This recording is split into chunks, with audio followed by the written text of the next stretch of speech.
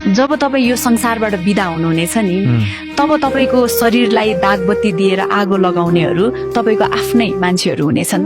तर त्यही आफ्नाहरू तपाईँलाई जलाएर फर्किएपछि घरभित्र पस्नु अघि राम्ररी नुहाउँछन् ताकि तपाईँको छाया, तपाईँको ऊर्जा वा तपाईँको कुनै पनि अवशेष उनीहरूको घरसम्म नपुगोस्। तपाईँका कपडाहरू, तपाईँका मनपर्ने सामानहरू र तपाईँका सबै तस्विरहरू घरबाट बिस्तारै सबै हटाइन्छन्, तर एउटा कुरा भने फालिने छैन र त्यो हो तपाईँको कमाएको पैसा र तपाईँको गरगहना।